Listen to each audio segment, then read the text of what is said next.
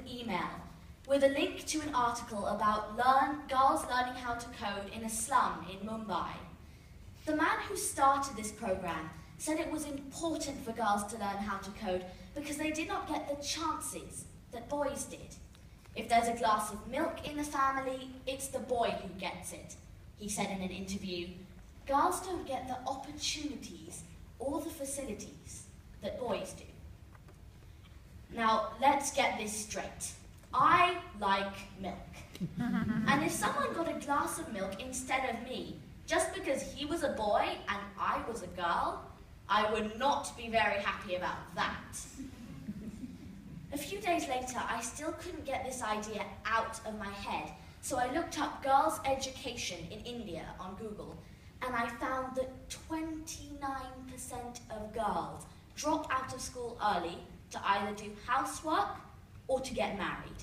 So no wonder now programs are popping up everywhere, not only for computing, but for all STEM subjects: science, technology, engineering, and mathematics.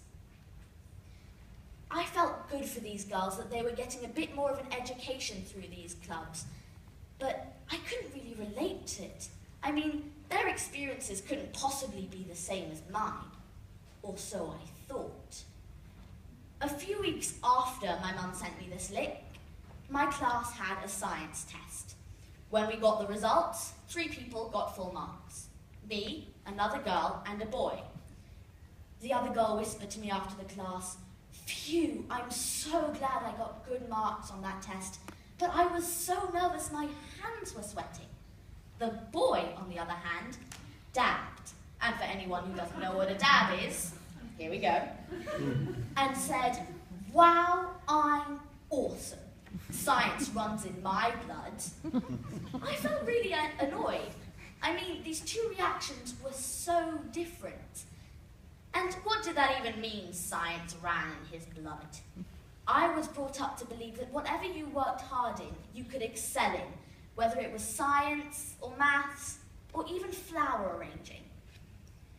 If you didn't already know, it's around my age that girls start to lose academic confidence, especially in STEM subjects. This is having a very big impact on the workforce, as only 26% of all the coders in the US are women, and only 13% of all of the STEM-related jobs are held by women in the UK. And we don't even have to go as far as the US or even the UK. I have an example right here in BSB. Was it just a coincidence that I was the only girl in the lunchtime programming club? I'm very sad to say that our parents can also be biased in what they think that their daughters can and cannot do. As a survey conducted by the British Institute of Engineering and Technology found, only 7% of parents would encourage their daughters to pursue a career in engineering, compared to 4 times as many, 28%, encouraging their sons in exactly the same topic.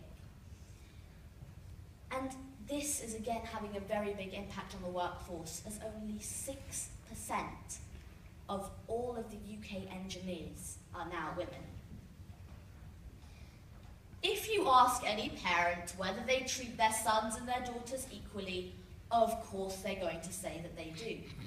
But even Melinda Gates, who actually started a programming club exclusively for girls, admitted that at some point she was expecting for her son to take out the rubbish and her daughters to unload the dishwasher, typically gender stereotypical roles for children. So even Melinda Gates had to make an effort to shake up the responsibilities in her household. So what else do girls need to become more confident? Well, we've all heard of Mark Zuckerberg and Facebook, Bill Gates and Microsoft, and of course Steve Jobs and the iPhone. But, well, and Apple. But where are our female equivalents? Put up your hand in this room if you've watched the movie Hidden Figures. And, okay, not many of you.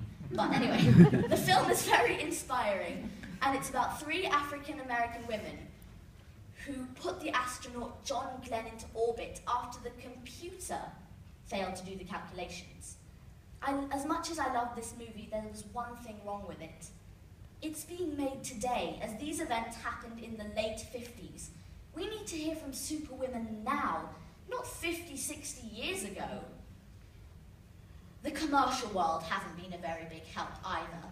A few years ago, Forever 21, a very popular American brand, started selling t-shirts with the slogan emblazoned on them in bright pink: "I am allergic to algebra."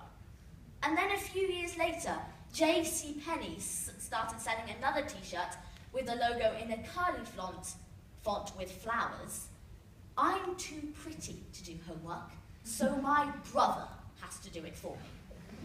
I am very glad to say that these t-shirts were taken off the market after very angry complaints. But why would the shops have even put the t-shirts on the market if they didn't think anyone was going to buy them? Up till now, I would never have dreamt of saying that science or maths ran in my blood, because it would have made me sound boastful.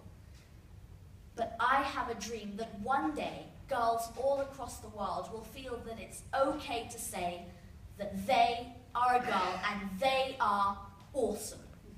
I'll have that glass of milk now, please.